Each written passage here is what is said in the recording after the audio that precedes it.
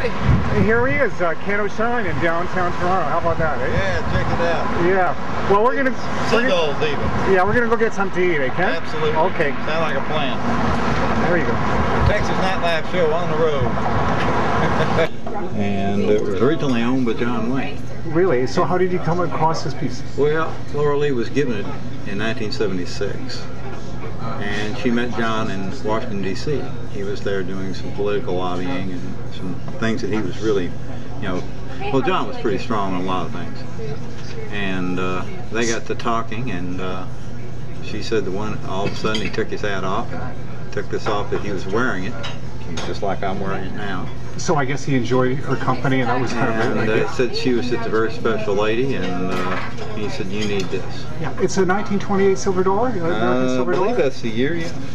And, yeah, 28. 28. Yeah. Nothing real significant about it. I checked it out, and it's worth probably on the collector's market about just the coin about $60. It's not nothing special. I know you said that particular coin has been in some John Wayne movies. Yeah, I believe he had it in a couple of different films, okay. And we're not totally sure which ones, but they were in the mid to late 60s. Oh, okay. So that could be anything from, oh God, Chisholm to any of his movies he did in the late 60s, well, including Rio Bravo and El Dorado and some of the others. Well, it's something for us to search out on the internet. It's kind of fun though. And, but yeah, our good friend Big Chief Sam Cloud, he'd love to have this coin. He's a good friend of ours, and but he's a wonderful man. And he was in a couple of John's movies, including things like The Undefeated and a couple of others. Let's talk a little bit about Texas nightlife. You're doing some gospel about, which I was quite surprised about. Jerry Mack talked me into doing a gospel project, and I started working on this before I came up here. And we've already got Softly and Tenderly and In the Garden, and he just asked me to do, which I just recorded, 3 Wooden Crosses that Randy Travis did. And that's one of Jerry's favorite songs. We're working on a couple others. We're going to work on, just recently I did Long Black Train, and we're going to do Me and God, another one by Josh Turner. Any reason for going gospel? I think it's just, I was due. Okay, okay. A lot of people have asked me why I didn't have any gospel music, and then I wrote He Sent Me an Angel, which was a crossover. In fact, PAX TV down in Nashville is interested in the song.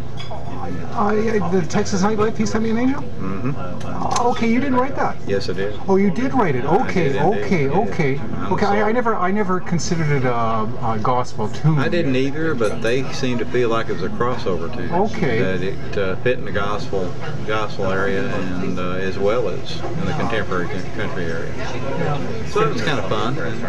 I kind of got into doing that, and since then I've added a couple songs with Johnny Paycheck, including Old Violin and The Outlaw's Prayer, which I'm real proud of. Both those songs are a couple of my favorites. Johnny's a real interesting character in the fact that when he passed away, he didn't have a penny to his name. Who is this? Johnny Paycheck. Is that right, eh? His friends had to get together and pay for the funeral. My oh my, eh? And he was, like I say, he's a very special fellow. Maybe that's what I'll do. So I don't know. I just kind of got into doing this, and I enjoy singing the songs. And I feel them. Well, as since you are, I always considered you a country artist, and really that's part of the gig. I think most country artists do gospel. Oh yeah.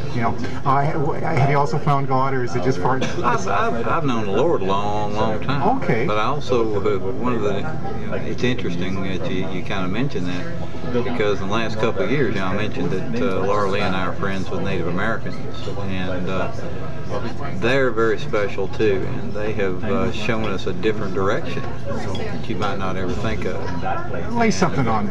Well, I'll give you some idea that they still live close to the earth, and they still talk to God every day, and He talks back. And don't ever think He doesn't. I mean, it's that special a relationship, and they've been that way with God for a long time. But see, they don't call God God. They never have. They call God the Great Spirit. And they call the angels the high spirits. Okay. And they never knew who Jesus Christ was because he didn't walk the plains of North Dakota. And do they believe he even walked the plains of the earth? Certainly. Okay. He was the Son of the Great Spirit. Okay. Yeah. They have no questions about that. Yeah. So we've had a lot of misconceptions about these people, and they have shown me some amazing sides to life as a rule. Okay, you're saying the idea of being able to talk back to God. He talks back. In what form or what? The winds, the sky, okay, the thunder, the lightning. You know, it's interesting. We said we had the very things that Laura Lee has in her pond, the fish, the animals. I think we're ready to order. Yes. Go ahead. Like I say, nature is something they very strongly believe in, and to them, nature is that's directly touching God. That's touching the Great Spirit. And I think it's so cool. And they have the most unique outlook on life. Think about all we've done to them. Let's go all the way back to 1838 when the Trail of Tears happened and the Cherokee Nation was stolen of all their gold from the hills of Tennessee, and they were forced to move to Oklahoma. And let's talk about Wounded Knee, the massacre there.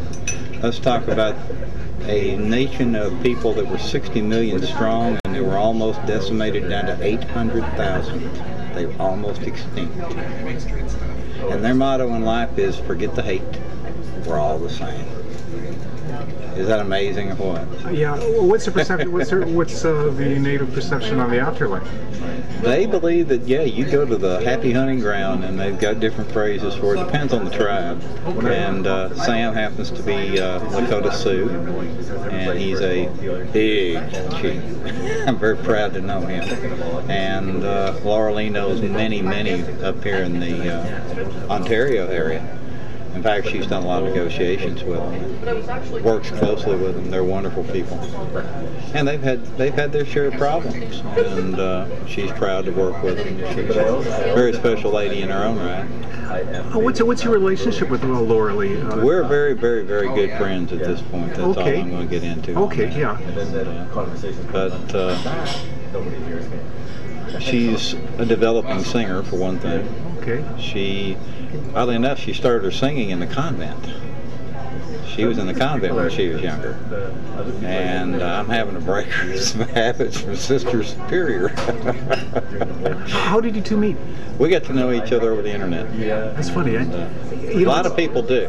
It's not uncommon anymore. I think it's really cool. Was there a particular site that you met on? No, not really. We started playing cards first, and after that, then we started talking about possibly doing this Pal Talk thing, which I was totally opposed to it. I'd never done anything like this in my life, and I'd seen nothing but bad things about it, and experienced a few bad things as well.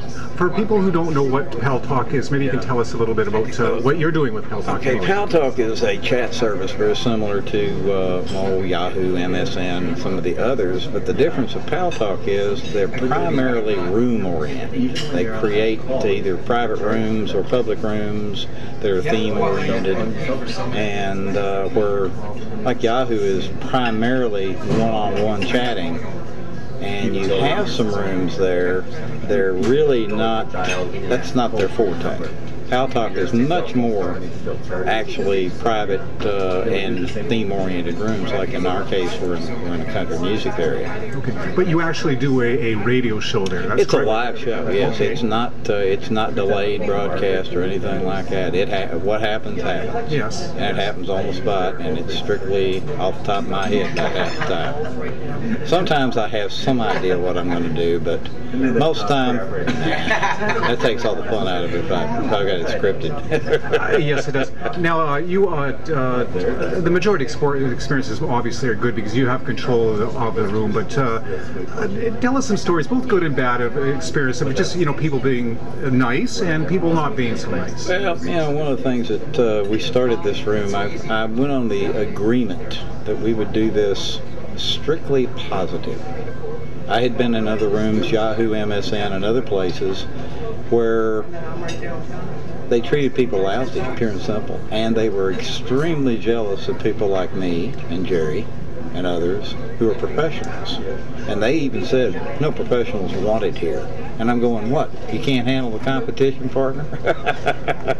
And they would actually say things to you like, you suck.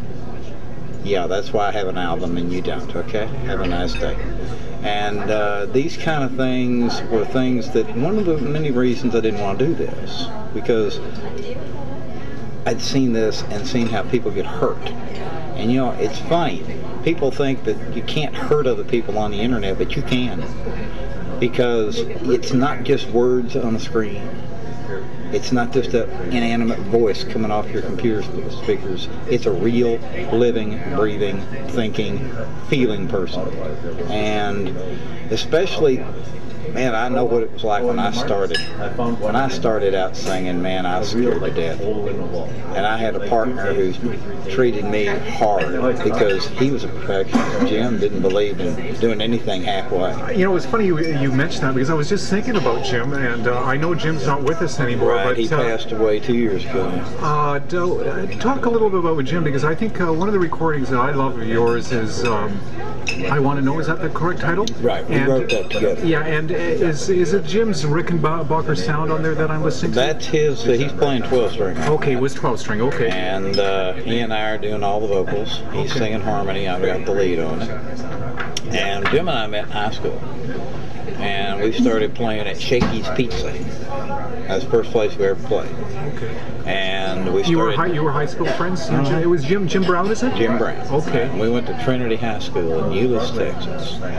And we got to playing locally there at this little Shakey's Pizza, and doing Simon and Garfunkel and all kinds of stuff. And before you know it, somebody was actually paying us pretty good money, and it was really more coffee house type stuff. What decade was this? Those 1960s, 8, 9, and 7.